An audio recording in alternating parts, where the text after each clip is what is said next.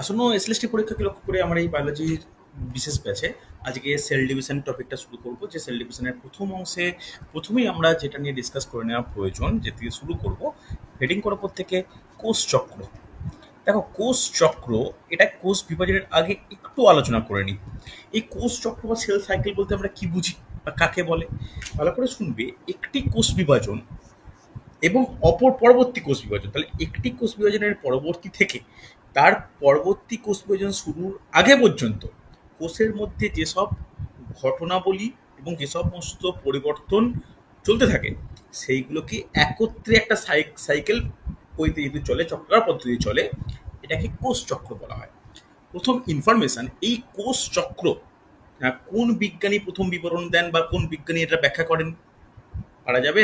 তোমাদেরকে একটু রেডি করে রাখতে বলেছিলাম, যে কোনো বই দেখে কি হবে নোট ডাউন করে নিতে পারো যে বিজ্ঞানী হার্ডওয়ার্ড ও পেল্ক, লিখে নিতে পারো বিজ্ঞানী হার্ডওয়ার্ড ও পেল্ক।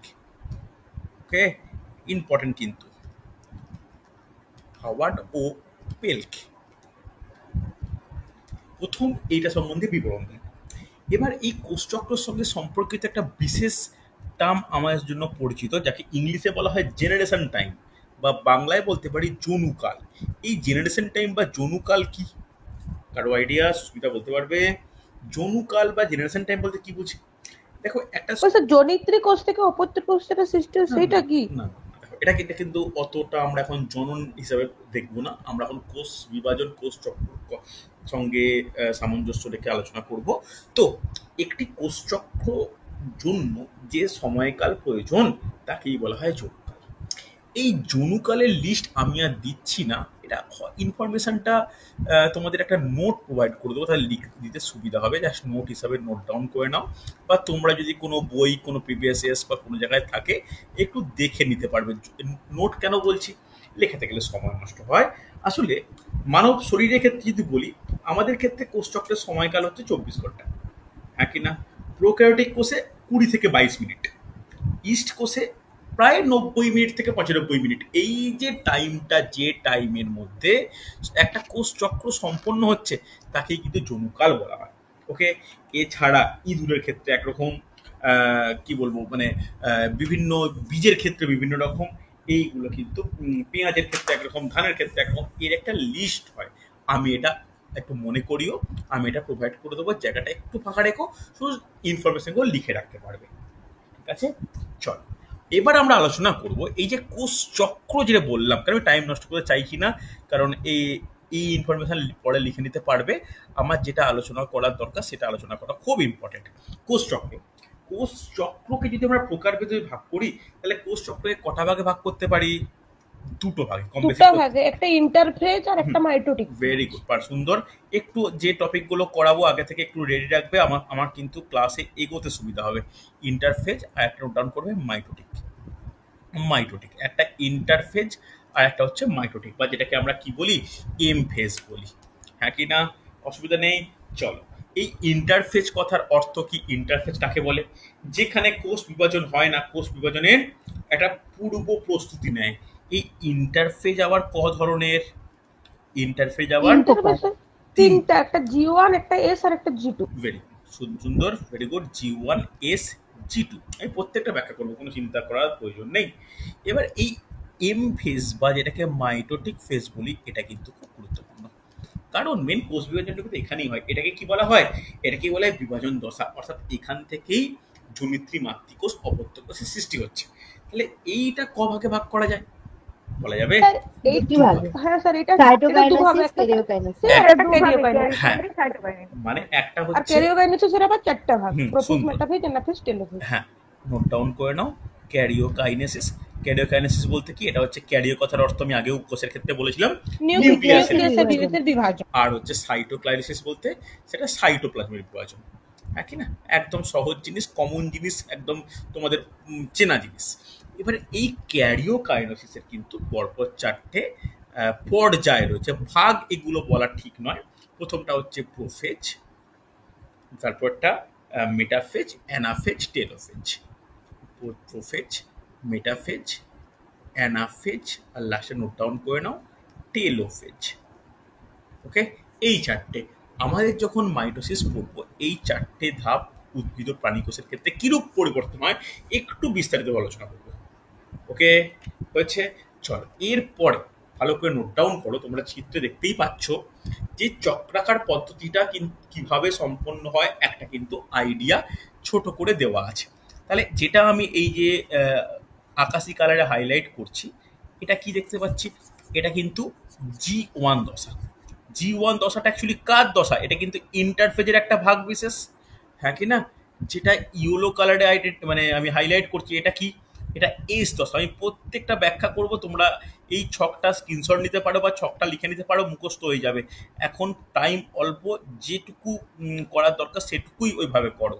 আর তারপরে এস এর পরে কি বলেছিলাম, ইন্টারফেজের আরেকটা দশা কি ছিল, G2 দশা। সেটা দেখো এই যে G2 রেডে আমি হাইলাইট করছি। দেখো তিনটে যে হাইলাইট করলাম, এই তিনটে হাইলাইটটা কার ভাগ বলেছিলাম, এই তিনটে কিন্তু ইন্টারফেজের ভাগ। ইন্টারফেজ। বাকিটা কি, বাকি এইটুকু মাত্র, এখান থেকে এইটুকু হচ্ছে এম ফেজ, যার মধ্যে প্রোফেজ, মেটাফেজ, অ্যানাফেজ, টেলোফেজ, যেটা ক্যারিওকাইনেসিস, আর লাস্টেরটা সাইটোকাইনেসিস।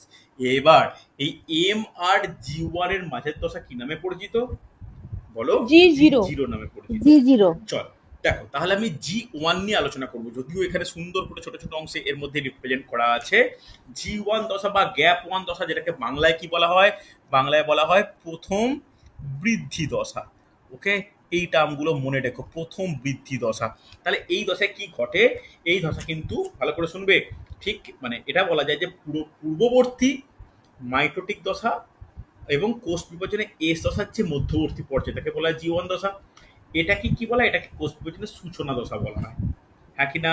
কেন সূচনা দশা বলা হয়, যে এখান থেকেই একটা গ্যাপের পরে এইখান থেকেই শুরু হচ্ছে। তাহলে এইখানে কি হয়, এই দশায় ভালো করে শুনে রাখো, এই দশায় কোনো রকম ডিএনএ সংশ্লেষ ঘটে না। ভালো করে শুনবে, কোশ্চেন দেয় এরকম এগুলো, যে প্রথম বৃদ্ধি দশা সম্পর্কিত কোন তথ্যটি সঠিক, এগুলো প্র্যাকটিস সেট যখন করাবো আমি, জুলাই থেকে পুরো প্র্যাকটিস সেট শুরু করব, আগে যতটা এগুলো এগিয়ে নিই, তাহলে তখন এই কোশ্চেনগুলো দেখবে যে এই ইনফরমেশনগুলো মানে এমসিকিউ ওরিয়েন্টেড বিবৃতিমূলক কোশ্চেন আসে।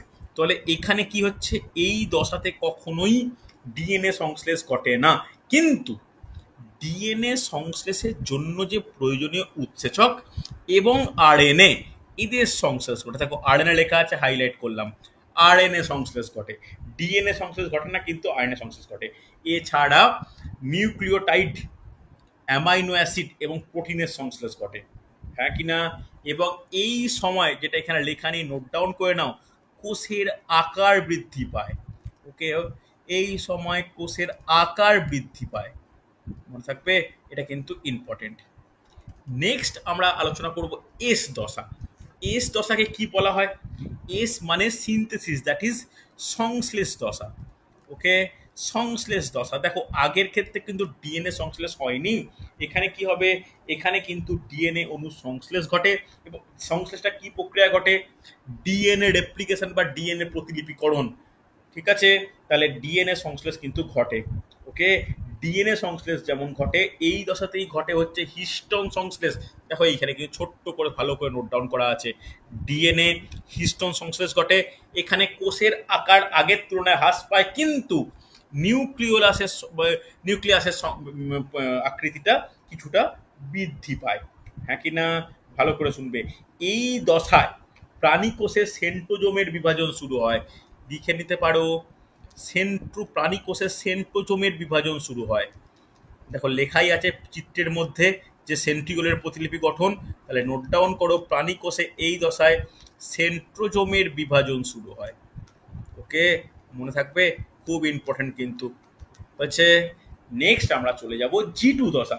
G2 দশায় কি বলা হয়, G2 দশায় কি বলা হয়, আচ্ছা একটা জিনিস, গ্যাপ টু ফেজ। হ্যাঁ গ্যাপ টু ফেজ, ঠিক আছে। আচ্ছা একটা ইনফরমেশন বলতে ভুলে গেছি, একটা প্র্যাকটিস সেটে কোশ্চেন আমি দেখেছি, এই সংশ্লেষ দশাকে একটা বিশেষ নামে ডাকা হয়, এস দশাকে বলা যাবে, একে বলা হয়, শুনে থাকবে কিনা জানি না, ইনভিজিবল ফেজ।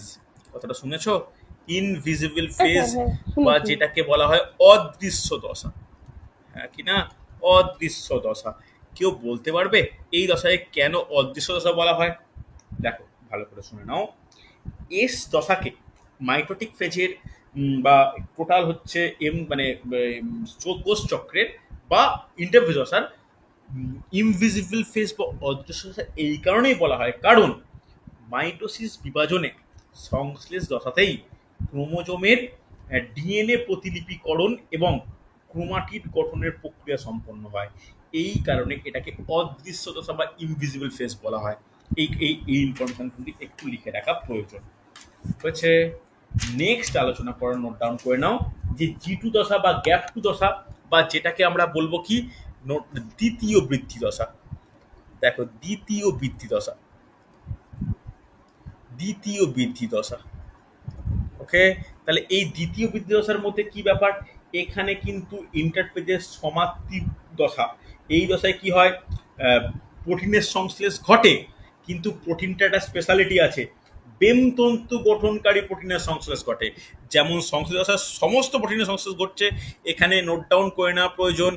বেমতন্তু গঠনকারী, নোট ডাউন করো, বেমতন্তু গঠনকারী প্রোটিনের সংশ্লেষ। ওকে, বেমতন্তু গঠনকারী প্রোটিনের সংশ্লেষ ইম্পর্টেন্ট, কিন্তু খুব ইম্পর্টেন্ট। বেমতন্তু গঠনকারী প্রোটিনের সংশ্লেষ ঘটে। ওকে, খুব ইম্পর্টেন্ট, বেমতন্তু গঠনকারী প্রোটিনের সংশ্লেষ ঘটে হচ্ছে। নেক্সট নোট ডাউন করে নাও যে এখানে কি হয়। দেখো সবসময় ডিএনএ প্রতিলিপিকরণের সময় যে সবটাই সাকসেসফুল হবে তা নয়, কিছু ডিএনএ নষ্ট হয়, কিছু ডিএনএ ক্ষতিগ্রস্ত হয়। তাহলে ক্ষতিগ্রস্ত ডিএনএ অণুর মেরামতি হয়। লিখে রাখো রিপেয়ারিং অফ ডিএনএ মলিকুল, বা লিখে রাখো ডিএনএ অণুর মেরামতি। ওকে, ডিএনএ অণুর মেরামতি, ডিএনএ অণুর মেরামতি ঘটে হচ্ছে। চলো, এই হচ্ছে টোটাল ইন্টারফেজ। এরপরে মাইটোটিকের যে প্রোফেজ, মেটাফেজ, অ্যানাফেজ, টেলোফেজ, সাইটোকিনেসিস, এটা আমরা ডিটেলসে চিত্র সহ আলোচনা করব। কিন্তু এবার আমাদের আলোচনা করে নেওয়া উচিত একটা অন্যতম গুরুত্বপূর্ণ দশা, সেটা হচ্ছে জি0 দশা। কেউ বলতে পারবে এই জি0র কি ইনফরমেশন রয়েছে, যাকে বলা হয় জিরো গ্যাপ 0 দশা? এর কি ব্যাপার, যে কোষ বিভাজনের জন্য স্যার এই সময় কোষচক্রের এখানে কোষ বিভাজনটা বন্ধ হয়ে যায়, বন্ধ থাকে। হ্যাঁ, মানে আর এটা জি1 দশার মধ্যেই এটা অন্তর্ভুক্ত, হ্যাঁ জি0 দশা। হ্যাঁ, এটাই ব্যাপার, যে জি0টাকে আমরা এমফেজ আর ইন্টারফেজের মাঝখানে বলছি বটে, কিন্তু এই জি0 দশাটা ইনক্লুডেড জি1 এর মধ্যেই। ওকে, তবে এই জি1 এ জি0র গুরুত্বটা কেন, কারণ ওই কিছু সাময়িক কিছু সময় আসে যেখানে কোষচক্র কি হয়ে যায়, কোষচক্রটা বন্ধ থেকে যায়। তাহলে এটা কি কোনো অবিভাজিত থাকে ওই কিছুক্ষণ টাইম। ওকে, অবিভাজিত দশাও বলতে পারো, যেখানে কোনো বিভাজন সম্ভব হচ্ছে না। তাহলে কেন হচ্ছে না, দেখো কোষের জিনগত সক্রিয়তার ফলে যদি কোষ বিভাজন সংক্রান্ত বিপাক ক্রিয়া পুনরায় কি বলবো মানে চালু করতে না পারে, তখনই কি হয়, তখনই কোষ জি0 থেকে আবার জি1 এ শিফট করে। কথা বুঝতে পারলে? তাহলে এই যে জি0 দশাটা কি উদ্ভিদ প্রাণী ক্ষেত্রে ডিফারেন্ট? দেখো এটা কিন্তু একটা মানে ইম্পর্টেন্ট একটা পয়েন্ট, যে কিছু কিছু উদ্ভিদ কোষে কখনোই জি0 দশা দেখা যায় না। ভালো করে শুনবে, তার মধ্যে কোনগুলো লিখে রাখা প্রয়োজন।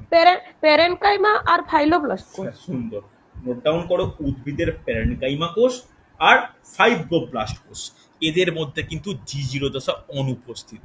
তাহলে ছোট্ট করে অনুপস্থিত বলে লিখে নাও, অনুপস্থিত বলে লিখে নাও। যে দুটো নাম নোট ডাউন করা দরকার, একটা হচ্ছে উদ্ভিদের প্যারেনকাইমা, তোমরা কথা এর সঙ্গে পরিচিত, আর একটা হচ্ছে ফাইব্রোব্লাস্ট। ফাইব্রোব্লাস্ট, এই দুটো ক্ষেত্রে জি0 কিন্তু অনুপস্থিত লক্ষ্য করা যায় না, হ্যাঁ কিনা মনে থাকবে হচ্ছে। এবার ক্যান্সার কোষের কথা যদি বলি, যে কোনো কোষ যদি অতিরিক্ত মাত্রা অতিরিক্তভাবে বিবেচিত হওয়ার পরে যদি ক্যান্সার সেলে পরিণত হয়, সেখানে কিন্তু মানে কি বলবো মানে মানে বিভাজন এতক্ষণ ধরেই চলে যে সেখানে কিন্তু কোনোভাবেই জি0 দশা থাকতে পারে না। ওকে, তাহলে এটাও লিখে রাখো যে ক্যান্সার কোষেও অনুপস্থিত, এটা ক্যান্সার কোষেও অনুপস্থিত বলে লিখে রাখো। ওকে, ক্যান্সার কোষেও কিন্তু জি0 দশা থাকে না, মনে থাকবে। দেখো এই হচ্ছে টোটাল আমার কোষচক্র, যে কোষচক্রগুলো আলোচনা করার প্রয়োজন। নেক্সট একটা জিনিস আলোচনা করা দরকার, জানি না তোমরা এটা মনে আছে কিনা, অবশ্যই তোমাদের পড়া উচিত, সেটা হচ্ছে চেক পয়েন্ট। চেক পয়েন্ট পড়েছো? দেখো নেক্সট হেডিং করো চেক পয়েন্ট। নামটা সব শোনা শোনা লাগছে কিন্তু জিনিসটা মনে পড়ছে না। চেক পয়েন্ট পড়তে হবে কিন্তু, একই জিনিস একই জিনিস, খুব কঠিন কিছু নয়, শুধু একটু কোষ চক্রের মতো করে এটা পড়ে রাখা দরকার। দেখো যে চিত্র তোমরা দেখতে পাচ্ছ কোষ চক্রের চিত্র, চেনা চিত্র। এই চেক পয়েন্ট বলতে কি, যে কোষ চক্রকে নিয়ন্ত্রণ করার জন্য দেখো একটা কোষ চক্র যে চক্রাকার ভাবে এগোবে, সেখানে তো প্রতিটা দশায় শর্ত পূরণ হওয়া প্রয়োজন। তাহলে নির্দিষ্ট শর্ত পূরণ না হলে যদি কোনো স্থানে এসে কোনো স্থানে এসে কোষ চক্রটির অগ্রগতি বন্ধ হয়, সেই স্থানকে চেক পয়েন্ট বলা হয়। তোমার গাড়ির পারমিট আছে কিনা, রোড ট্যাক্স আছে কিনা, ইনকাম তোমার হচ্ছে ড্রাইভিং সার্টিফিকেট আছে কিনা বা লাইসেন্স আছে কিনা, এটা তো চেক পয়েন্টে চেক করা হয়। চেক পয়েন্টে চেক করে যদি দেখা যায় যে না ঠিক আছে, তাহলে এগোবে, নাহলে ওখানে আটকাবে। সেইটাই হচ্ছে কোষ চক্রের ক্ষেত্রে। কোষ চক্র চক্রাকার, রাস্তার ক্ষেত্রে সমান এগিয়ে যাচ্ছে সোজা। তাহলে এই কোষ চক্র যে সার্কুলার ওয়েতে ঘুরছে, সেখানে এক একটা পয়েন্ট এরকম থাকে যেখানে দেখা হয় যে এগোতে পারার শর্ত পূরণ হচ্ছে কিনা। যদি হয় ভালো, না হলে আটকে যাচ্ছে বা অগ্রগতি বন্ধ হচ্ছে। চেক পয়েন্ট 4 রকম পয়েন্ট আছে, দেখো হাইলাইট করো, হাইলাইট করে দিচ্ছি। একটা হচ্ছে G2M পয়েন্ট, একটা M পয়েন্ট, একটা G1S পয়েন্ট, আর একটা হচ্ছে G0 পয়েন্ট। ঠিক আছে, দেখো প্রতিটা পয়েন্টের কিন্তু একটা ব্যাপার রয়েছে। তাহলে G2M পয়েন্ট কোনটা? G2M পয়েন্ট হচ্ছে G2 আর M এর ঠিক মাঝখানে, হ্যাঁ কি না? M পয়েন্ট কোনটা? M পয়েন্ট হচ্ছে মেটাফেজ অ্যানাফেজ একদম মাইটোটিকের মাঝখানে, হ্যাঁ কি না? G1S কোনটা? G1S এমন একটা জায়গা, এটা কিন্তু একটু ইম্পর্টেন্ট ব্যাপার। G1S এমন একটা, সেটা হচ্ছে G1 আর S এর মাঝখানে। ওকে, G1 আর S এর মাঝখানে, তবে এটার জায়গাটা একটু বড় হয়। এটা মেনলি G1 দশার মধ্যেই থাকে। আর G0 চেক পয়েন্ট কোনটা? G0 চেক পয়েন্ট সেই অর্থে এরকম ভাবে উল্লেখ হয় না, যেখানে G1S স্যাটিসফাই হয় না, তখনই থেমে যাচ্ছে, সেই দশাটাকেই আমরা G0 দশা বলতে পারি। আমরা বলেই দিয়েছি আগের টপিকে যে G0টা G1 এর মধ্যেই থাকে। তাই G1 চেক পয়েন্ট আলাদা করে চেক পয়েন্ট হিসাবে কনসিডার করা হয় না, থেমে যাচ্ছে বা কোষ বিভাজন বন্ধ হয়ে যাচ্ছে। তাহলে আমরা চেক পয়েন্ট মোটামুটি 3 ধরনের, একটা, দুটো, তিনটে। কখনোই G2 আর S এর মধ্যে কিন্তু কোনো চেক পয়েন্ট নেই, ব্যাপারটা খেয়াল করো। চেক পয়েন্ট আছে শুধুমাত্র কিন্তু G2 থেকে G1 এর মধ্যে, মাইটোটিকের মধ্যে দিয়ে। ঠিক আছে, তাহলে প্রথমে পজিশনটা কোথায়? G1 আর M এর মাঝখানে।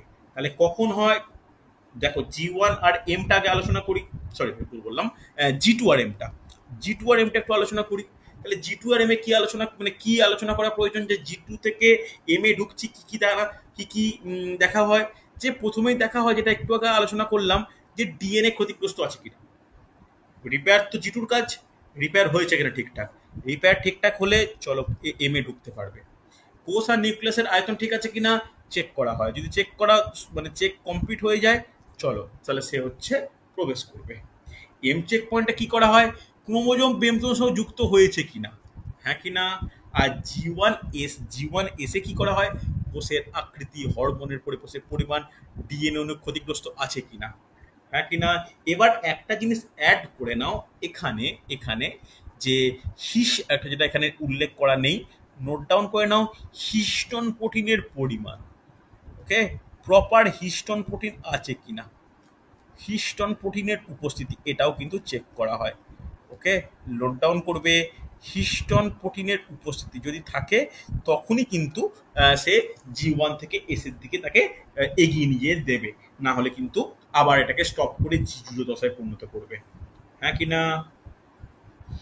বলো, কোনো ডাউট থাকলে, কোনো অসুবিধা থাকলে বলো।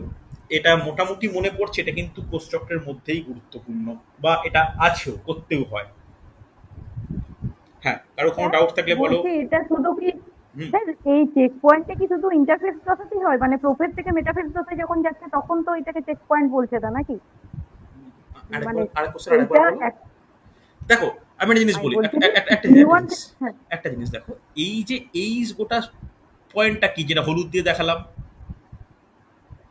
এইটা কি? ইন্টারফেস তো। ইন্টারফেস। আচ্ছা, এই যেটা লাল দিয়ে দেখাচ্ছি, এইটুকুটা কি? এটা এম মাইটোটিক ফেজ। এম। এবার আমাদের চেক পয়েন্টগুলো কোথায় আছে? এই জায়গাটায় আছে। এই জায়গাটা বলতে কার কার মধ্যে আছে? জি টু শুধু আর এম এর, ইন্টারফেসের মধ্যেই আছে। জি টু আর এম এর মধ্যে আছে। হ্যাঁ কি না? ওটা জাস্ট কানেকশন, একটা হ্যাঁ স্যার। বর্ডার, যে তুমি একটা ঝাড়খণ্ড থেকে ওয়েস্ট বেঙ্গলে প্রবেশ করছো। হ্যাঁ কি না? কিন্তু এইখানটা একটা রয়েছে মেটাফেজ আর ন্যানোফেজের মধ্যে, যেখানে বেমতন্তু কাইনেটোকোরের সঙ্গে লেগে আছে কিনা দেখা হয়, সেটা তো মানে এম এর মধ্যেই। হ্যাঁ কি না? ওটা তো মেটাফেজ আর ন্যানোফেজের মাঝখানেই। না, বুঝতে পারলে না? আবার যখন চলে আসছি, তখন কি আর এম এর সঙ্গে জি ওয়ানের কিছু আছে? না, নেই। তখন আবার লাস্টে আছে কোথায়? জি ওয়ানের সঙ্গে এস এর। তাহলে এটা আমরা চেক পয়েন্ট নিয়ে এটা কখনো বলতে পারি না যে এটা শুধুমাত্র এম ফেজের মধ্যে রয়েছে বা শুধুমাত্র আই ফেজের মধ্যে রয়েছে। এটা বিভিন্ন অংশ জুড়ে রয়েছে। ভালো করে দেখে বলো, তুমি অবস্থানগুলো দেখে বলো। হ্যাঁ কি না? ডাউট থাকলে আমাকে একটু জিজ্ঞেস করে নাও। যে চেক পয়েন্ট তিনটের কথা বললাম, সেই তিনটে চেক পয়েন্টের ক্ষেত্রে আমাকে বলো যে কোন পজিশন ভিত্তিকে আমার বুঝতে অসুবিধা হয়েছে কিনা। বলো, রেসপন্স করো। ঠিক না আছে স্যার। স্যার। ক্লিয়ার তো? প্রত্যেকে অবস্থানগুলো বুঝতে পেরেছো তো? দেখো, আমরা কিন্তু হ্যাঁ কখনো স্যার। বলতে পারি না যে এটা হচ্ছে শুধু ইন্টারফেজের মধ্যে পড়বে বা শুধু এম ফেজের মধ্যে পড়বে, একেবারেই নয় কিন্তু। একটা রয়েছে জি টু আর এম এর মাঝখানে, যেটা ইন্টারফেজ আর এম এর মাঝখানে। একটা প্রপার এম এর মাঝখানে, যেটা মেটাফেজ আর অ্যানাফেজের মাঝখানে। আর একটা আছে জি ওয়ান আর এস। জি ওয়ান আর এস এর মাঝখানে, সেখানে তো পুরোপুরি ইন্টারফেজে চলে এসেছি, সেখানে তো কোনো বাকি বলে ব্যাপার নেই। হ্যাঁ কি না? রেসপন্স করো। হ্যাঁ স্যার। ক্লিয়ার? হ্যাঁ স্যার, ঠিক আছে। চল হ্যাঁ হ্যাঁ স্যার। দেখ, এবার এই চেক পয়েন্টের জন্য একটা জিনিস জানার প্রয়োজন, যেখানেই করে নিই। চেক পয়েন্টকে নিয়ন্ত্রণ কিন্তু কিছু মানে উৎসেচক করে। তো একটা ছোট্ট করে হেডিং করে নাও, রাসায়নিক নিয়ন্ত্রণ, কেমিক্যাল কন্ট্রোল বা কেমিক্যাল রেগুলেশন। নোট ডাউন করো, রাসায়নিক নিয়ন্ত্রণ। রাসায়নিক নিয়ন্ত্রণ। রাসায়নিক নিয়ন্ত্রণ।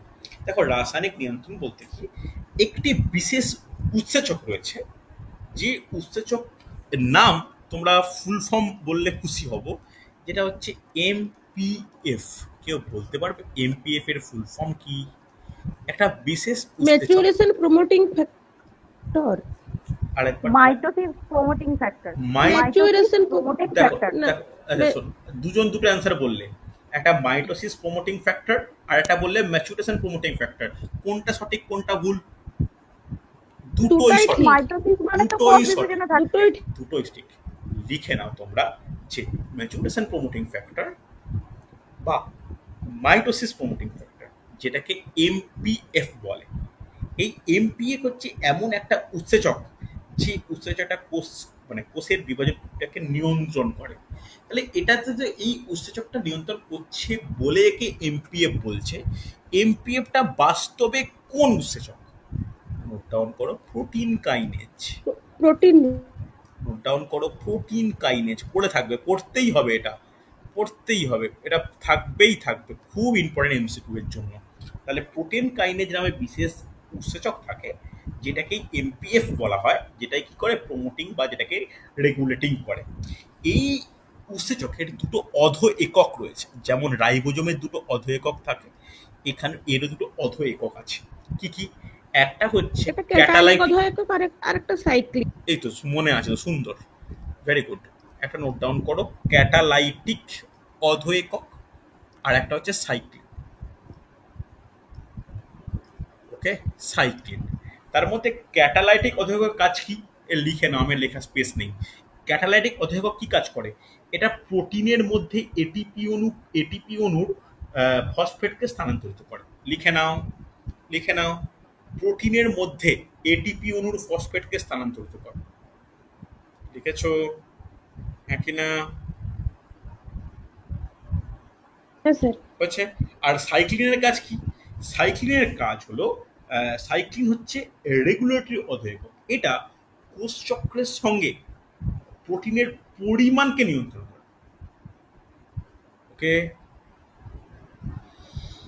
কোষ চক্রের মধ্যে প্রোটিনের পরিমাণকে নিয়ন্ত্রণ করে। এই সাইক্লিন আবার 3 ধরনের হয়। সুস্মিতা, বলা যাবে? এই সাইক্লিন 3 ধরনের হয়। 3 ধরনের কি কি? নোট ডাউন করে হ্যাঁ, নাও একটা G1 S আর G1 M একটা M আর একটা S। ভেরি গুড একই একই। G1 G1 একটা S আর একটা M। M ভেরি গুড একটা G1 একটা M একটা S হ্যাঁ কিনা ভালো করে দেখো একটা G1 একটা S একটা M অবশ্যই প্রত্যেকটা নামের লাস্টে সাইক্লিন অ্যাড করা উচিত হ্যাঁ কিনা G1 cyclin S cyclin M cyclin হ্যাঁ কিনা তাহলে প্রতিটা সাইক্লিনে কিন্তু ছোট ছোট কাজ রয়েছে পারলে ছোট ছোট করে লিখে নাও G1 সাইক্লিন G1 সাইক্লিনের কাজ কি এটা হচ্ছে এমন একটা বিশেষ কঠিন উপাদান যা G1 দশা থেকে কোষকে এসে পৌঁছাতে সাহায্য করে তাহলে G1 সাইক্লিনের কাজ কি G1 দশা থেকে এস দশাতে পৌঁছাতে সাহায্য করে G1 থেকে এসে পৌঁছাতে সাহায্য করে নাকি না আর এস দশার কাজ এস সাইক্লিনের কাজ কি প্রোটিন ভুল বললাম ডিএনএ সংশ্লেষ নিয়ন্ত্রণ করা এস দশার কাজ কি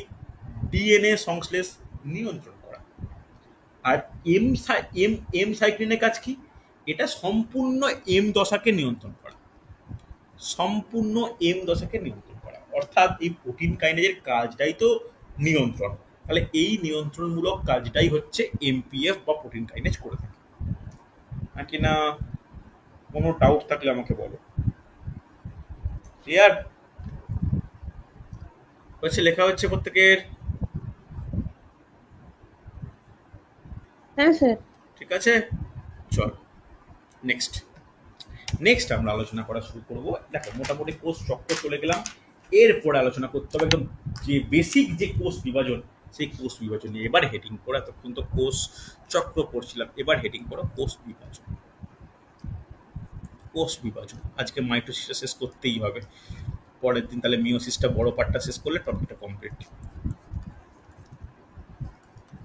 তারপরের দিন একটা এমসিকিউ ক্লাস নেব কোষ ক্রোমোজোম আর কোষ বিভাজনের উপর দেখো আমরা এটা জানি যে কোষ জীবদেহে কোষ বিভাজন 3 রকম হয় কি কি অ্যামাইটোসিস মাইটোসিস মিওসিস মাইটোসিস আর মিওসিস। দেখো মাইটোসিস মিওসিস এই অ্যামাইটোসিস টপিকটা আমি এক ফোঁটা বলবো না এটা তোমাদের রেসপন্সিবিলিটি একটু রেডি করে নাও বড্ড ছোট অংশ পারা যাবে এটা রেডি করা অ্যামাইটোসিস হ্যাঁ স্যার। একদম হ্যাঁ সরলতম স্যার, ওই একপতি প্রাণীগুলোর মধ্যে দেখা যায়। একদম একদম মানে নিউক্লিয়াস পর্দার অবলুপ্তি না ঘটে জনিত্রীর কোষ থেকে অপত্য কোষ তৈরি হওয়া ওইটাই তো অ্যামাইটোসিস। দুটো খণ্ডে ভেঙে যাচ্ছে ব্যাস ওই অ্যামিবা ব্যাকটেরিয়া এদের থাকে। ইস্ট অ্যামিবা ব্যাকটেরিয়া হ্যাঁ এবার যেটা গুরুত্বপূর্ণ সেটা হচ্ছে মাইটোসিস খুব ইম্পর্টেন্ট আর মিওসিসের তো কোনো হয় না তুলনা হয় না এতটাই মানে tough as well as important তাহলে আজকের ক্লাসে আমি মাইটোসিস কিন্তু আলোচনা করবো আজকের ক্লাসে আমার টার্গেট হচ্ছে সম্পূর্ণ মাইটোসিস কোষ বিভাজন কমপ্লিট করা ঠিক আছে তাহলে এই যে মাইটোসিস কোষ বিভাজনের ব্যাপার বলতে শুরু করবো তো খাতায় প্রত্যেকে হেডিং করে নাও মাইটোসিস কোষ বিভাজন দেখো খুব ডিটেলসে বলবো মাইটোসিস কোথায় ঘটে প্রাণীতে ঘটে না উদ্ভিদে ঘটে প্রথম প্রশ্ন স্যার দুটোতেই ঘটতে পারে দুটোতেই ঘটতে পারে উদ্ভিদ ও প্রাণী দুটো প্রাণী উদ্ভিদ দুটোতেই ঘটতে পারে অহেতুক কনফিউজ ভয় কোনোটাই পেও না উদ্ভিদ প্রাণী দুটোতেই ঘটতে পারে দেখো প্রাণী বলতে প্রাণীদের ক্ষেত্রে কোথায় কোথায় ঘটতে পারে ভ্রূণ ত্বক অস্থিমজ্জা নোট ডাউন করে নাও ভ্রূণ ত্বক অস্থিমজ্জা ভ্রূণ ত্বক অস্থিমজ্জা মনে থাকবে হ্যাঁ কিনা উদ্ভিদের ক্ষেত্রে কি উদ্ভিদের ক্ষেত্রে হচ্ছে মেনলি কোথায় হয় মেনলি ভাজক কলাতে যেটা বিভাজনে সক্ষম ভাজক কলা মানে তো যে কলার কোষগুলি বিভাজনে সক্ষম তাকে তো ভাজক কলা বলি তাহলে ভাজক কলাতে উদ্ভিদ দিয়ে কিন্তু সম্পন্ন হয় হ্যাঁ কিনা এবার এই মাইটোসিসের একটা স্পেশাল পয়েন্ট আছে মাইটোসিসে কি কি বিভাজন বলা হয় একে বলা হয় ইকুয়েশনাল ডিভিশন মানে কি যাকে বাংলায় বলি সদৃশ্য বিভাজন কেন বলা হয় সদৃশ্য বিভাজন মাইটোসিস কোষ বিভাজনকালে মাতৃকোষ জনিত্রী মাতৃকোষ এবং অপত্য কোষের ক্রোমোজোম সংখ্যা ইকুয়াল হয় এই জন্যকে সমবিভাজন বা সদৃশ্য বিভাজন বা ইকুয়েশনাল ডিভিশন বলা হয় হ্যাঁ কিনা অসুবিধা নেই এরপরে যেটা আমার আলোচনা করার প্রয়োজন খুব ইম্পর্টেন্ট বিভিন্ন ধরনের মাইটোসিস ঠিক আছে পর মাইটোসিসগুলো কিন্তু লিখে নেওয়া প্রয়োজন লিখে নাও বিভিন্ন ধরনের মাইটোসিস এটা কিন্তু কোশ্চেনের জন্য ইম্পর্টেন্ট আশা করবো তোমরাও জানো যারা জানে তারা কিন্তু আলোচনা করবে বিভিন্ন ধরনের মাইটোসিস বিভিন্ন ধরনের মাইটোসিস। দেখো কি কি ধরনের মাইটোসিস রয়েছে, মোটামুটি 4-5টা আমাদের পড়তে হবে। তার মধ্যে প্রথমেই আমরা যে পয়েন্ট নিয়ে ডিসকাস করবো, নোট ডাউন করে নাও, প্যারামাইটোসিস। যেগুলো পারবে আমাকে বলবে। কেউ শুনেছো তো? শোনা তো উচিত, না শোনাটা তো উচিত নয়, মনে নেই হয়তো। প্যারামাইটোসিস, এখানে ক্রোমোজোম গুলো ভাঁজ হয়ে যায় না, আর ওটা কুণ্ডলিখিত হয় না, নিউক্লিয়াস পর্দাটা বিলুপ্ত হয়। বিলুপ্ত হয় না, ওটাই। হ্যাঁ, তাহলে নোট ডাউন করে বিলুপ্ত নাও। হয়ে যায়, সরি, বিলুপ্ত হয়ে যায়। বিলুপ্ত হয় মানে ইয়াতে এটা হবে কি? হ্যাঁ, নিউক্লিয় পর্দা বিলুপ্ত হতেই হবে।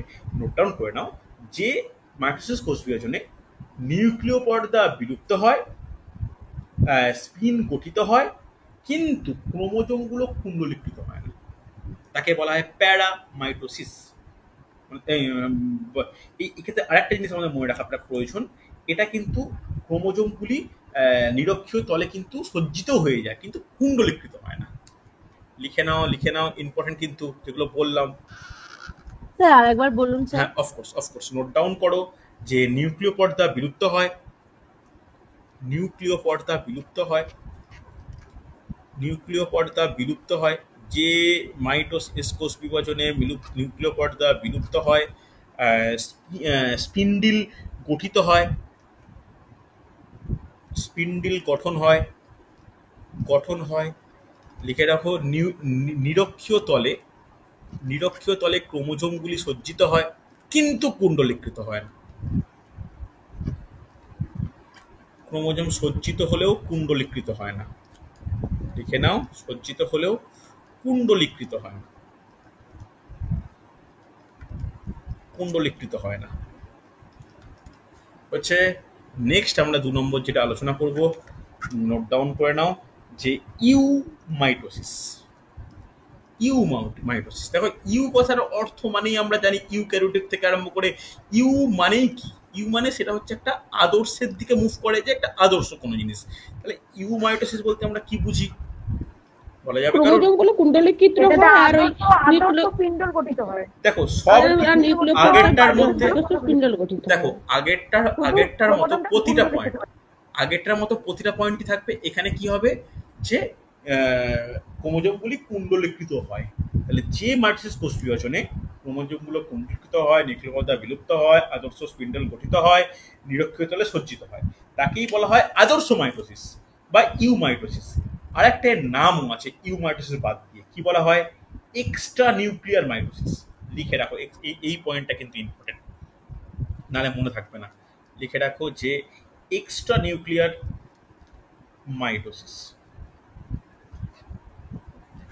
Extra nuclear mitosis. হাতের লেখা বুঝতে অসুবিধা হলে বলবে আমাকে।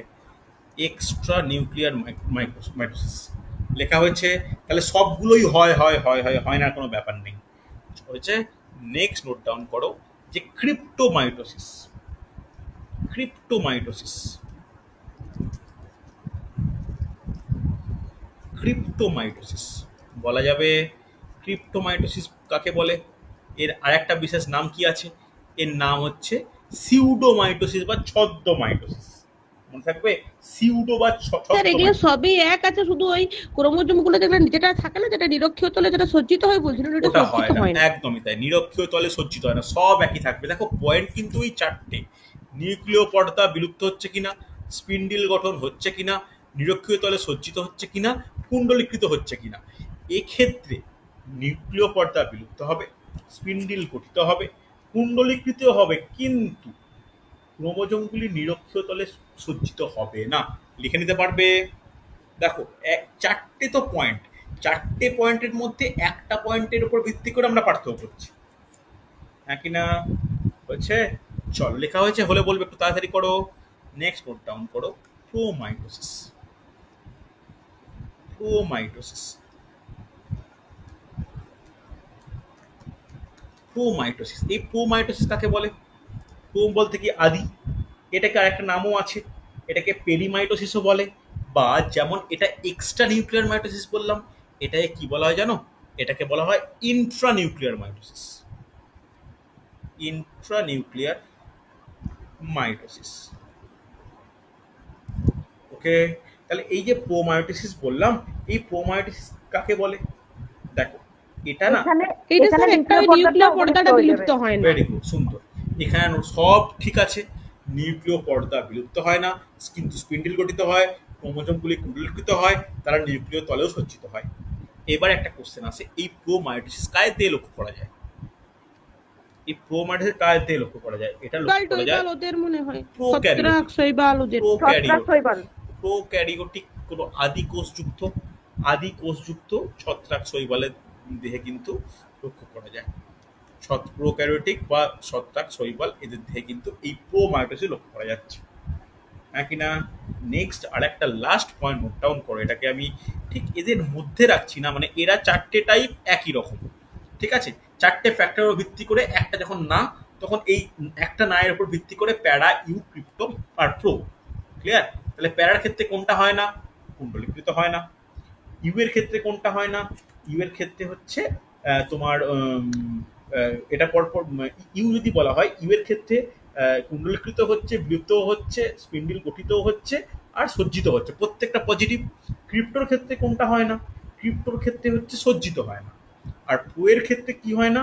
নিউক্লিয় পর্দা মানে ঠিক করে বিলুপ্ত হয় না। তাহলে এই যে চারটে পয়েন্টের ভিত্তি করে এটা বললাম। লাস্ট যেটা আলোচনা করবো, নোট ডাউন করো, এন্ডোমাইটোসিস। এন্ডোমাইটোসিস, এই এন্ডোমাইটোসিস কি বলা যাবে? এন্ডোমাইটোসিস কি? ভালো করে শোনো। এটাই হচ্ছে আমরা আগের দিন ক্রোমাটিড নিয়ে আলোচনা করছিলাম। এই ক্ষেত্রে যে বিশেষ মাইটোসিস কোষ বিভাজন প্রক্রিয়ায় ক্রোমাটিড বিভাজিত হয়, কিন্তু নিউক্লিয়াস এবং কোষ সম্পূর্ণরূপে বিভাজিত হয় না, তাকে কি বলা হয়? তাকে বলা হয় এন্ডোমাইটোসিস। কথাটা লিখে না।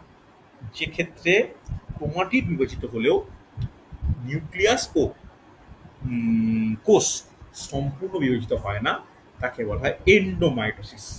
ঠিক আছে? এটা কার ক্ষেত্রে হয়? এটা হচ্ছে ড্রসোফিলা মাছির দেহে লক্ষ্য করা যায়। ড্রসোফিলা মাছির দেহে লক্ষ্য করা যায়। ড্রসোফিলা মাছির দেহে লক্ষ্য করা যায়। আর এর ক্ষেত্রে আর একটা ইম্পর্টেন্ট পয়েন্ট কি, যে এই প্রকার বিভাজনের দ্বারা, এটা তো বিভাজন প্রকার বলা যায় না যেখানে ক্যারিওকাইনোসিসই হচ্ছে না, বলা যায় না, কিন্তু এটা বলতে পারি যে এটা আরেকবার বলুন। যে প্রকার মাইটোসিস কোষ বিভাজনে ক্রোমাটিড বারবার বিভাজিত হয়, কিন্তু কোষ এবং নিউক্লিয়াস বিভাজিত হয় না। এরপরে কি হয়? একটা জায়ান্ট ক্রোমোজোম গঠিত হয়। লিখে রাখো, দৈত্যাকার ক্রোমোজোম গঠিত হয়। এই প্রকার কোষ বিভাজনের ফলে দৈত্যাকার ক্রোমোজোম গঠিত হয়। হচ্ছে কোনো ডাউট থাকলে আমাকে বলো। ক্লিয়ার? চলো, এরপরে আমরা যেটা আলোচনা করব, মাইটোসিসের পদ্ধতি। দেখো, মাইটোসিসের পদ্ধতি উদ্ভিদ আর প্রাণী কোষে প্রায় একরকম, তবে আমি চিত্র সহ কিন্তু দুটো ডিফারেন্ট আলোচনা করব। তাহলে প্রথমে ক্যারিওকাইনোসিস। ক্যারিওকাইনোসিসের চারটে দশা, প্রোফেজ, মেটাফেজ, অ্যানাফেজ, টেলোফেজ, পরপর ডিসকাস করবো। দেখো, আজকের প্রথম চিত্র কিসের চিত্র বলে তোমাদের মনে হয়? নোট ডাউন করে নাও, প্রোফেজ। প্রোফেজ স্ক্রিনশট নিয়ে নিতে পারো বা ছবি এঁকে নিতে পারো, যথেষ্ট সহজ। উদ্ভিদ কোষ, প্রাণী কোষ দুটো ডিফারেন্ট হইতে আমার করানো আছে। তাহলে প্রোফেজের ক্ষেত্রে কি হয়? প্রোফেজের ক্ষেত্রে উদ্ভিদ দেহে কি হয়, প্রাণী দেহে কি হয়? আগে প্রথমে উদ্ভিদের ক্ষেত্রে বলে দিই, উদ্ভিদের ক্ষেত্রে কি হচ্ছে। উদ্ভিদের ক্ষেত্রে এই দশায় এটা হচ্ছে মানে প্রথম দশা, দীর্ঘস্থায়ী দশা আছে, দীর্ঘস্থায়ী কথাটা উল্লেখ করে দেওয়া প্রয়োজন। ওকে, যথেষ্ট লং পিরিয়ড ধরে এই দশা চলতে থাকে। এখানে কি হয়? এখানে যেটা ঘটে, স্পাইরালাইজেশন ঘটে। প্রথম ইম্পর্টেন্ট পয়েন্ট নোট ডাউন করবে, এই কোশ্চেনগুলো কিন্তু দেয়। স্পাইরালাইজেশন ঘটে। স্পাইরালাইজেশন ঘটে। ওকে, এই স্পাইরালাইজেশন কাকে বলে? ক্রোমাটিন তন্তুগুলো যদি মানে কুণ্ডলীকৃত হয়ে ক্রমশ ছোট ও মোটা হয় এবং নির্দিষ্ট সংখ্যার ক্রোমোজোম সৃষ্টি করে, তখন ওই ক্রোমাটিন সূত্রের যে কুণ্ডলী ভবন ঘটে তাকেই বলি স্পাইরালাইজেশন। ওকে, নোট ডাউন করো। এটা কিন্তু উদ্ভিদ কোষের ক্ষেত্রে বলছি, আমি প্রাণী কোষের কোনো বৈশিষ্ট্য এই সাইডে লেখাবো, উদ্ভিদ কোষের বৈশিষ্ট্যগুলো এখানে লেখাবো। স্পাইরালাইজেশন ঘটে। নেক্সট আমাদের যেটা জানার প্রয়োজন, এখানে কি হয়? নেক্সট হচ্ছে উদ্ভিদ কোষের ক্ষেত্রে কি হয়? উদ্ভিদ কোষের ক্ষেত্রে নিউক্লিয়াসটি কি ঘটবে বলো? আকারে ছোট হতে হতে একদম শেষের দিকে প্রায় বিলুপ্ত হয়। হ্যাঁ, নোট ডাউন করো, নিউক্লিয়াসের বিলুপ্তিকরণ। নিউক্লিয়াসের বিলুপ্তিকরণ, এই দুটো কিন্তু ইম্পর্টেন্ট পয়েন্ট প্রাণী কোষের ক্ষেত্রে, উদ্ভিদ কোষের ক্ষেত্রে। প্রাণী কোষের ক্ষেত্রে কি হয়? প্রাণী কোষের ক্ষেত্রে এই এই এই দশায় অ্যাস্ট্রাল রশ্মির আবির্ভাব ঘটে। ডাউন করো, সেন্ট্রিওলকে ঘিরে অ্যাস্ট্রাল রশ্মি, দেখো চিত্রে দেখতে পাচ্ছ অ্যাস্ট্রাল রশ্মির আবির্ভাব, এটা কিন্তু প্রাণী কোষের ক্ষেত্রে অ্যাস্ট্রাল রশ্মির আবির্ভাব।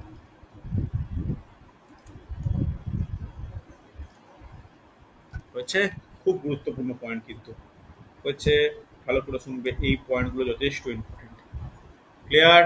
দেখো ছোট ছোট পয়েন্ট মনে রাখো, ডিটেলসে সেই অর্থে এইখানে প্রয়োজন নেই। ঠিক আছে, চল। সেকেন্ড কি হয়? বেমতন্তু গঠন। এক্সট্রা রশ্মি থেকে হ্যাঁ, বেমতন্তু গঠন, ঠিক অ্যাস্ট্রাল রশ্মি পরবর্তী ক্ষেত্রে বেমতন্তু গঠন হয়। তাহলে ভালো করে শোনো, এইটা হচ্ছে উদ্ভিদ, উদ্ভিদের ক্ষেত্রে বললাম, এটা হচ্ছে প্রাণীর ক্ষেত্রে বললাম। তোমরা ডিফারেন্ট দেখো না, উদ্ভিদ কোষের ক্ষেত্রে প্রাণী কোষের ক্ষেত্রে আমি কিন্তু ডিফারেন্ট ভাবে রিপ্রেজেন্ট করিয়ে দিয়েছি। হচ্ছে জাস্ট ছোট ছোট করে করলেই চলবে। নেক্সট হেডিং করো মেটাফেজ। মেটাফেজ, আচ্ছা মেটাফেজের এখানেই করে দিই, এখানেই উদ্ভিদ করি আর নিচে প্রাণী করি, নাহলে তোমাদের বুঝতে অসুবিধা হবে। এটা উদ্ভিদ, এটা প্রাণী। চলো নিজেরাই বলো যে উদ্ভিদের ক্ষেত্রে কি রকম কি পরিবর্তন লক্ষ্য করা যায় বা কি ঘটে এই দশায় উদ্ভিদের ক্ষেত্রে? নিউক্লিয় পর্দাটা সম্পূর্ণভাবে বিলুপ্ত হয়ে যাচ্ছে। সম্পূর্ণ একদম প্রথমেই যেটা হচ্ছে নিউক্লিয় পর্দা বিলুপ্ত হয়। তবে একটা পয়েন্ট এখানে অ্যাড করে নেওয়া প্রয়োজন, আগে লিখে নাও। ফার্স্ট পয়েন্ট যে নিউক্লিয় পর্দার বিলুপ্তি। নিউক্লিয় পর্দার বিলুপ্তি, দেখো এটা একটা 11-12 স্টুডেন্টদেরকে বা এমনি কাউকে লেকচার ওয়াইজ বলতে গেলে আমরা এই কথাটাই বলি যে নিউক্লিয় পর্দার বিলুপ্তি। কিন্তু যেহেতু তোমরা উদ্ভিদ টিচার হওয়ার ক্ষেত্রে একটা ইনফরমেশন আমার দিয়ে রাখাটা আবশ্যক যে আমরা প্রোফেজ আর মেটাফেজ, প্রোফেজ পড়লাম তারপরে মেটাফেজে এলাম।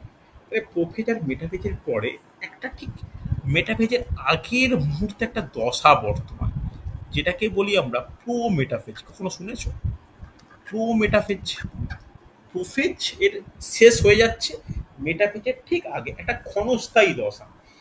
ক্ষণস্থায়ী দশাটা ভালো করে শুনবে, এই একটা এমন একটা কম টাইমের এই দশাটা হয়, এই দশাটাই হচ্ছে অরিজিনাল দশা যেখানে তোমার নিউক্লিয় পর্দার বিলুপ্তি ঘটে। ঠিক আছে, এই দশাটাই হচ্ছে পর্দার বিলুপ্তির জন্য পারফেক্ট টাইম। যদি তোমাকে কখনো ইন্টারভিউতে প্রশ্ন আসে বা ইন্টারভিউতে এই টপিকের উপর ডেমনস্ট্রেশন করতে বলে, তখন এই সমস্ত ইনফরমেশন দিয়ে রাখো, এটা একটা ভালো ইম্প্যাক্ট পড়ে। কথাটা বুঝতে পারলে? আমরা এটা বলতেই পারি প্রোফেজে বিলুপ্ত হওয়া শুরু হচ্ছে, ছোট হতে হতে মেটাফেজে বিলুপ্তি হচ্ছে, কিন্তু তার মাঝখানে প্রোফেজের শেষ এবং মেটাফেজের শুরু, এর মধ্যে একটা অন্তর্বর্তী খুব ক্ষণস্থায়ী দশা রয়েছে, যেটাই হচ্ছে অরিজিনাল টাইম যেখানে নিউক্লিওলাস ও নিউক্লিয় পর্দা সম্পূর্ণ বিলুপ্তি ঘটে এবং প্রাণীদের ক্ষেত্রে বেমতন্তু গঠন সম্পূর্ণ হয়। ঠিক আছে, এটা কিন্তু একটা ইম্পর্টেন্ট পয়েন্ট বলে রাখলাম। এগুলো মনে রাখো, কারণ শুধুমাত্র পরীক্ষায় পাস ব্যাপারটা নয়, শুধুমাত্র ওএমআর বেসড লেখা পরীক্ষায় পাস ব্যাপারটা নয়, কিন্তু ইন্টারভিউটাও তোমাদের জন্য কঠিন হতে চলেছে। Interview as well as demonstration class, এটার ওপর কিন্তু তোমাদের চাকরি পাওয়া নির্ভর করবে। তো সেই ক্ষেত্রে এই যত ছোট খুঁটি খুঁটি ইনফরমেশন করতে পারবে, তত ডেমনস্ট্রেশন ক্লাসগুলো তোমাদের ক্ষেত্রে হেল্পফুল হবে। বুঝলে, ডেমনস্ট্রেশন ক্লাস কিন্তু পড়ানোর ওপর নির্ভর করে। যত খুঁটিয়ে খুঁটিয়ে বলতে পারবে, মানে অ্যাজ এ স্টুডেন্টদের কাছে গ্রহণযোগ্য মনে করে, তত কিন্তু নাম্বার বেশি হবে। তোমরা তো কেউ আগের বছর পরীক্ষায় পাস করে এরকম ব্যাপার তো নয়, তাই তোমাদের কিন্তু 10 নাম্বার পিছিয়ে থেকেই শুরু করছো। তো এটা কেয়ারফুল। ওকে, চলো তাহলে এখানে আমরা কি দেখতে পাচ্ছি যে নিউক্লিয় পর্দা বিলুপ্তি বলতেই পারি। তারপরে আর কি ঘটে এই সময়? এই সময় কি ঘটে? আর কি ঘটতে পারে? ওই যে স্যার বেমতন্তু গঠিত হয়। বেমতন্তু গঠিত হয়, একদমই তাই। আর কি? দেখো দেখো আর ক্রোমোজোম গুলো স্যার বিভিন্ন আকৃতি, মানে সেন্ট্রোমিয়ারের জায়গাটা উপস্থিত থাকে না, যেটা স্যার আগের দিন পড়লাম আমরা, ভি আর জে আকৃতিটাই অ্যাপ্রোপ্রিয়েট। ওকে, ভি আর জে আকৃতি বিশিষ্ট হয় ক্রোমোজোমগুলি। বাকি খুব একটা দেখা যায় না, ভাগ আমরা করেছি বটে। অ্যাকচুয়ালি মেটাসেন্ট্রিক আর অ্যাক্টোসেন্ট্রিক এই দুটো প্রকার হয়। ঠিক আছে, নেক্সট পয়েন্ট করবে ক্রোমোজোমগুলো কি হয় নিরক্ষীয় তলে, অর্থাৎ মেমের মাঝখানে সেন্ট্রোমিয়ারের সঙ্গে সংলগ্ন থাকে। লিখে নাও, ক্রোমোজোমগুলি বেমের বিষুব বা নিরক্ষীয় অঞ্চলে সংলগ্ন অবস্থায় বর্তমান। লিখে রাখো, বিষুব বা নিরক্ষীয় অঞ্চলে থাকে। কথাটা কিন্তু সম্পূর্ণ তোমরা লিখবে, ঠিক আছে? আমি বলে যাচ্ছি বটে, তোমরা কিন্তু সম্পূর্ণ লেখো। আমি ছোট ছোট করে ব্যাখ্যা করছি, তোমরা কিন্তু ভালো করে লিখে নাও যে ক্রোমোজোমগুলি বেমের বিষুব অঞ্চলে বা নিরক্ষীয় অঞ্চলে ক্রোমোজোমীয় তন্তুর সঙ্গে সংলগ্ন অবস্থায় বর্তমান হচ্ছে। চল, আর প্রাণীকোষের ক্ষেত্রে কি হয়? অ্যাস্টারলসি গঠিত হয়। একই ব্যাপার, এর ক্ষেত্রে পয়েন্ট খুব একটা সমস্যা নয়। প্রাণীকোষের ক্ষেত্রে নোট ডাউন করে না, অ্যাস্টারলসি। প্রাণীকোষের এটা কিন্তু অনেকটাই ইজি লেখা হচ্ছে। হ্যাঁ কিনা রেসপন্স করো। হ্যাঁ স্যার। চল নেক্সট, মেটাফেজের পর হেডিং করো। বলো বলো বলো। প্রাণীকোষে অ্যাস্টারলসি বিলুপ্ত হয়? প্রাণীকোষের ক্ষেত্রে অ্যাস্টারলসি বেমতন্তু গঠন করে। ওকে, তার একবার বলো। প্রাণীকোষের ক্ষেত্রে অ্যাস্টারলসি বেমতন্তু গঠন করে। আচ্ছা ঠিক আছে। চল নেক্সট হচ্ছে কি, নোট ডাউন করে নাও, অ্যানাফেজ।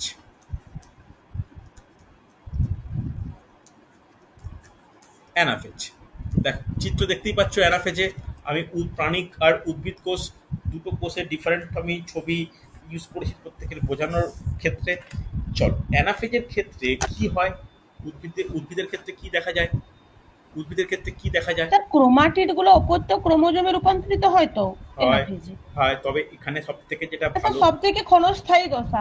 আর একটা সে এনাফেজিও চলন যেটা বলে না, আছে না সুন্দর বেমতন্তু গুলো, যেটা মেরু প্রান্তে দেখি এগুলো কত উপর দিকে কতটা চলে যাবে, নিচ দিকে কতটা চলে আসে, ওই যেটা হচ্ছে এনাফেজিও চলন। তাহলে এখানে মনে রাখার ব্যাপার, উদ্ভিদের ক্ষেত্রে দুটো পয়েন্ট নোট ডাউন করে নাও।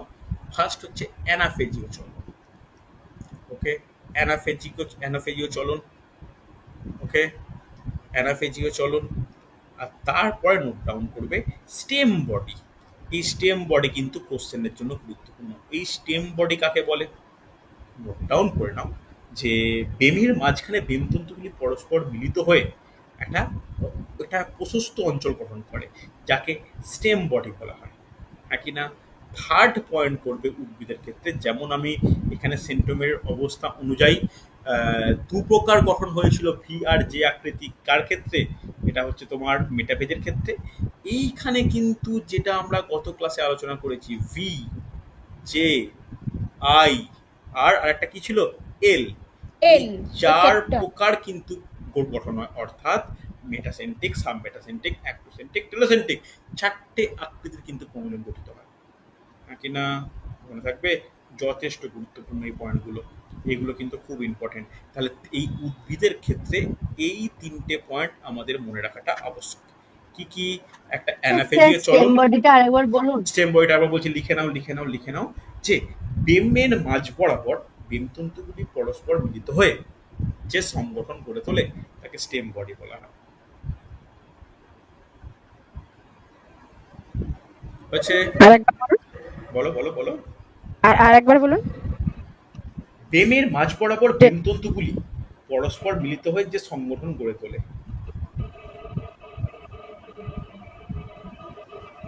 হচ্ছে। আর প্রাণীকোষের ক্ষেত্রে কি হয়? প্রাণীকোষের ক্ষেত্রে মেরু অঞ্চলে অগ্রসর হওয়া শুরু হয়ে যায়। নাকি না? লিখে দাও, মেরু প্রান্তে অগ্রসর। দেখো, তাই দেখো দুটো পার্টের একটা গ্যাপ সৃষ্টি হচ্ছে। নাকি না? লিখে দাও, মেরু প্রান্তে অগ্রসর। ছোট ছোট পয়েন্ট করো, কোনো অসুবিধা নেই। আর যেন চিত্রগুলো পারলে রেকর্ডিং দেখে হোক, যে করে একটু করে নিও, কারণ ডেমনস্ট্রেশন ক্লাসে মানে যখন আমি একটা জিনিস বলি, কেউ যদি মনে করে আগে লেখা পরীক্ষা পাস করবে, আচ্ছা প্রথমে মিউট করো, অন্য একটু মিউট করবে। হ্যাঁ, প্রত্যেকে যদি এটা মনে করো যে আগে পরীক্ষায় পাস করি না, তারপরে এটা কিন্তু প্রিপারেশন নেওয়ার প্রপার পদ্ধতি নয়। এখন একটু ছবিগুলো ব্যাখ্যা মানে রেডি করো নিজের স্ট্রং অনুযায়ী। ধরো একটা টপিকে তুমি ব্যাখ্যা শুরু করলে, সেখানে তো যেহেতু বায়োলজিক্যাল সায়েন্সের ব্যাপার, তখন পুরো চিত্র আঁকাটা উচিত। তুমি যাই টপিক হোক, সে একটা রেণু বা স্পোর আঁকতে হোক, পুংচক্র গর্ভচক্র আঁকতে হোক, তোমার যাই আঁকতে হোক, তোমায় কিন্তু ছবি আঁকতেই হবে। সে যে কোনো ডায়াগ্রামিক্যালি রিপ্রেজেন্ট করাটা খুব প্রয়োজন এখনকার দিনে। তো এই ছবিগুলো তুমি ঘরে হলেও প্র্যাকটিস করে নিও, বা একটা যে খাতা যেখানে লিখছো সেখানে রেকর্ডিং দেখে হোক বা স্ক্রিনশট নিয়ে হোক ছবি কিন্তু করে রেখো, ঠিক আছে? চল লাস্ট আমাদের যে দশা নিয়ে ডিসকাস করবো, টেলোফেজ। লাস্ট ঠিক বলবো না, মানে এর লাস্ট, ক্যারিওকাইনেসিসের লাস্ট টেলোফেজ। ওকে, টেলোফেজে দশার কি হয়, কি দেখতে পাচ্ছি যে দুটো ক্ষেত্রে, একটা উদ্ভিদ একটা প্রাণী, দুটো ক্ষেত্রে কি হয়ে যাচ্ছে, দুটো ক্ষেত্রে কিন্তু সম্পূর্ণ দেখতে পাচ্ছি যে মানে প্রায় কোষ বিভাজনের শেষ অবস্থায় আমরা নিউক্লিয়াস বিভাজনে চলে এসেছি। যেখানে উদ্ভিদের ক্ষেত্রে কি হয়, উদ্ভিদ কোষের ক্ষেত্রে কি দ্বারা দেখাচ্ছে যে ক্রোমোজোমগুলি পরস্পর যুক্ত দিয়ে নিউক্লিয় পর্দা তৈরি করছে। তাহলে এখানে একটা ভালো পয়েন্ট নোট ডাউন করো, নিউক্লিয় পর্দার পুনরাবির্ভাব, তাই না? নোট ডাউন করবে নিউক্লিয় পর্দার পুনরাবির্ভাব। আচ্ছা একটু মিউট করো না, অনন্যা একটু মিউট করো না, কিছু বলতে হলে একটু বলো, নাহলে মিউট করো। আচ্ছা, এটা হচ্ছে নিউক্লিয় পর্দার পুনরায় ঘটে এই টেলোফেজ দশায়। এছাড়া কি হয়, এছাড়া কিন্তু ভালো করে শুনবে যে অপত্য নিউক্লিয়াস দুটি জল শোষণ করে, জল শোষণ করে কি হয়ে যায়, স্ফীত হয়। নোট ডাউন করবে, অপত্য নিউক্লিয়াস দুটি স্ফীত হয়,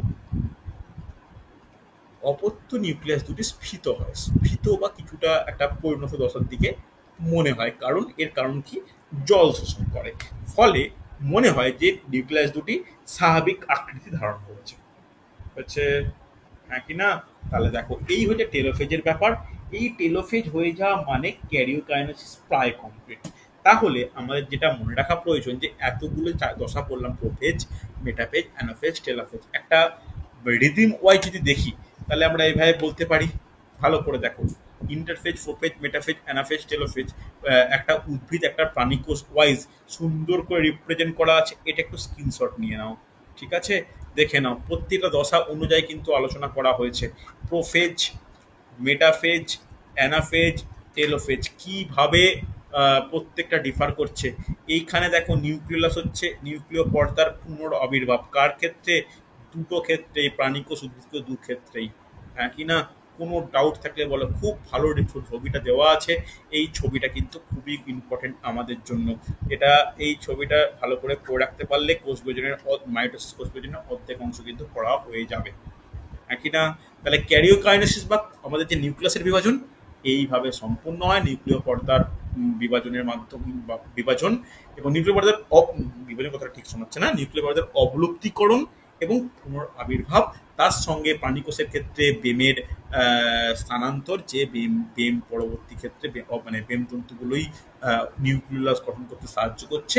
এইভাবে কিন্তু আমাদের টোটাল মাইটোসিসের ক্যারিওকাইনেসিস পদ্ধতিগুলো সম্পন্ন হচ্ছে। তাহলে বাকি থেকে যাচ্ছে কি, বাকি থেকে যাচ্ছে হচ্ছে লাস্ট অংশ, নোট ডাউন করে নাও, সাইটোকাইনেসিস। নোট ডাউন করবে সাইটোকাইনেসিস। সাইটোকাইনেসিস, এই সাইটোকাইনেসিস কি আমরা জানি যে সাইটোপ্লাজমের বিভাজন, সাইটোপ্লাজমের বিভাজন। তাহলে নিউক্লিয়াস বিভাজন হয়ে গেছে, সাইটোপ্লাজম বিভাজন দর প্রয়োজন। তাহলে এরও দু ক্ষেত্রে, একটা হচ্ছে এটা উদ্ভিদের ক্ষেত্রে, এটা প্রাণীর ক্ষেত্রে।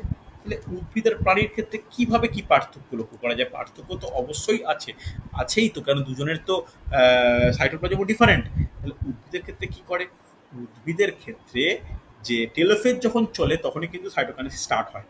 তাহলে টেলোফেজ চলাকালীন বেমের বিষুব অঞ্চলের মাঝ বরাবর একটা বিশেষ অংশ, কি তার নাম, তার নাম হচ্ছে মাইক্রোফিলামেন্ট। আশা করবো শুনেছ, মাইক্রোফিলামেন্ট। এই মাইক্রোফিলামেন্ট কি করে, এই মাইক্রোফিলামেন্ট জমা হয় ফ্র্যাগমোপ্লাস্ট গঠন করে, খুব ইম্পর্টেন্ট। এই মাইক্রোফিলামেন্ট জমা হয় ফ্র্যাগমোপ্লাস্ট গঠন করে, ভালো করে শুনে নাও কথাটা। তাহলে সাইটোপ্লাজম মধ্যস্থিত ফিলামেন্ট, মাইক্রোফিলামেন্ট গুচ্ছাকারে জমে ফ্র্যাগমোপ্লাস্ট গঠন করে। এই ফ্র্যাগমোপ্লাস্ট গলগি বডির মধ্যে যে ক্ষরিত বস্তু রয়েছে তার সঙ্গে মিলিত হয়ে গঠন করে কোষপাত। এই কোষপাতকে ইংলিশে কি বলে, সেল প্লেট, হ্যাঁ কি না?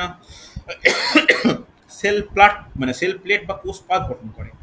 এই সেল প্লেট বা কোষপাত এরা সেলুলোজ জমা করে কোষ প্রাচীর গঠন করে। মনে থাকবে, এরা কিন্তু কোষ প্রাচীর গঠন করে। কি করে? লিখে রাখো, সেলুলোজ জমার মাধ্যমে। ওকে, সেলুলোজ জমা করে কোষ প্রাচীর গঠন করে। যে কোষ প্রাচীর কি করে? দুটি সাইটোপ্লাজমকে ভেঙে দেয়। তাহলে চিত্রে দেখো, চিত্র ভালো করে বুঝে নাও যে এখানে দেখো হেমিসেলুলোজে তো করে নাকি, কি করে, জমা হয়। কি বলো, বুঝতে পারো, বলো। বলছি যে শুধু সেলুলোজ না, হেমিসেলুলোজও জমা হয় না, দুদিকে? না, যখন অপত্য থাকে তখন শুধু সেলুলোজই হয়। যখন আরো দৃঢ় হয় আর আস্তে আস্তে কোষের যখন বয়স বৃদ্ধি পায় তখন কিছু অংশে হেমিসেলুলোজ জমা হয়। কিন্তু প্রাইমারিলি সম্পূর্ণভাবে একটা অপত্যের ক্ষেত্রে মানে অপত্য কোষের ক্ষেত্রে শুধুমাত্র সেলুলোজ, কথা মনে রেখো। ঠিক আছে? তাহলে প্রথমে দেখো বেমতন্তু বরাবর ফ্র্যাগমোপ্লাস্ট, সেখান থেকে ফ্র্যাগমোপ্লাস্টের সেখান থেকে কোষপাত, কোষপাত থেকে কিন্তু নবকোষ প্রাচীর গঠিত হচ্ছে। কিসের মাধ্যমে?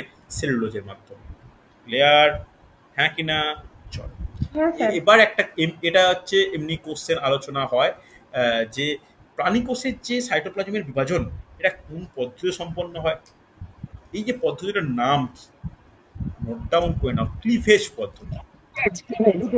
ক্লিভেজ পদ্ধতি তোমরা জানো মোটামুটি, শুনেও ভালো লাগছে। ক্লিভেজ পদ্ধতি, ক্লিভেজ মানে কি? তুমি একটা জিনিস ভালো করে দেখো, আমরা যে বই একটা পাতা যদি বারবার মোড়ি বা একটা খাতা মুড়ে রাখি, একটা পেপার মুড়ে রাখি, যখন সকালবেলা পেপার আসে, পেপার তো প্রিন্ট সোজা বেরোয়, আমরা ওরকম মুড়ে ওই ভাঁজটা চিরকাল রয়ে যায়, এই ভাঁজ বরাবরই কেটে যায়। সে তোমরা শাড়ির ক্ষেত্রেও তাই হয়, একটা শাড়ি বহুদিন ইউজ না করলে আলমারিতে পড়ে থাকলে সেই ভাঁজ বরাবর কাটে। তাহলে কোনো একটা ভাঁজ হয়ে যাওয়ার মাধ্যমে সেই ভাঁজ বরাবর যদি কোনো কিছু সমানভাবে ভাগ হয়ে যায় বা একটা ছেদ ঘটে, তাহলে সেটাকে ক্লিভেজ পদ্ধতি বলা হয়। তাহলে এটা মনে রাখা প্রয়োজন যে প্রাণী কোষের ক্ষেত্রে কোষ পর্দা সংকুচিত হয়ে একটি ভাঁজ বা ক্লিভেজ সৃষ্টি করে। সেই ক্লিভ বা ভাঁজ পরবর্তী ক্ষেত্রে দুটি ডিফারেন্ট কোষ হিসাবে আত্মপ্রকাশ করে। বুঝছে? ভালো করে দেখো, কোনো ডাউট থাকলে আমাকে বলো। হ্যাঁ কি না রেসপন্স করবে? হ্যাঁ স্যার। ক্লিয়ার মোটামুটি? তাহলে যেটা আমি ডিসকাস করা শুরু করেছিলাম মায়োসিস কোষ বিভাজন মোটামুটি কমপ্লিট। আমি করলাম না কোনটা, অ্যামাইটোসিস করলাম না, অ্যামাইটোসিস কিন্তু ভালো করে তোমরা করে নিও। ঠিক আছে? পরের দিন আমার আগামীকাল অফিস রয়েছে, আমি বুধবার কি বৃহস্পতিবার আমি ক্লাস নেব, আমি তোমাদের নোটিশ দিয়ে দেবো। তোমরা একটু মিওসিসটা খুব ভালো করে পড়ে নেবো। ঠিক আছে স্যার আপনি কিন্তু পিটির ক্লাসে এতটা ডিটেলসে কিন্তু মাইটোসিসটা করান না, কারণ এই মাইটোসিসের টাইপ গুলো একটাও খাতাতে নাই, আমি দেখছিলাম। দেখো শোনো, পিটি ক্লাসটা কি, পিটি তো আর হবে না। পিটি যখন করাতাম, এটা শুনেছিলে তোমরা এসএলএসটি পিটির ক্ষেত্রে, পিটি বলতে সেখানে না সায়েন্স ছিল, সায়েন্স। আমি তো ডাব্লিউবিসিএস ব্যাচেও সায়েন্স পড়াই, বায়োলজি পড়াই। সেখানে কি আমি এই টপিকগুলো বলবো? বলো, এটা তো তোমার সাবজেক্ট বলে এত ডেপথ, আরও ডেপথে বলা উচিত। দেখো এই যে মাইক্রোফিলামেন্ট থেকে ফ্র্যাগমোপ্লাস্ট, এর মধ্যে যে রাসায়নিক সংযুতি হয়, এটা তোমাদের মানে অতটাই গভীরে ঢোকার প্রয়োজন নেই। আমি কোনো প্র্যাকটিস সেটে বা কোনো জায়গাতে বিগত কোনো বছরে কোনো কোশ্চেনে আমি এতটা ডেপথলি পাইনি বলে করাচ্ছি না, কিন্তু এটা তো অনার্স লেভেলের এক্সাম। হ্যাঁ কি না? আর এসএলএসটি পিটির ক্ষেত্রে বা এমনি কোনো ডাব্লিউবিসিএস কোনো পিএসসির পরীক্ষা বা কোনো রেলের পরীক্ষা, সেখানেও তো বায়োলজি আছে।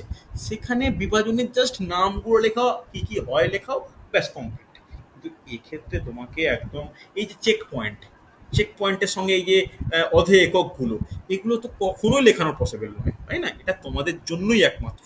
আর এগুলো ভালো করে মনে রাখো, যত মানে ইনফরমেশন পাবে তত কিন্তু তোমাদের ইন্টারভিউতে কাজে লাগবে।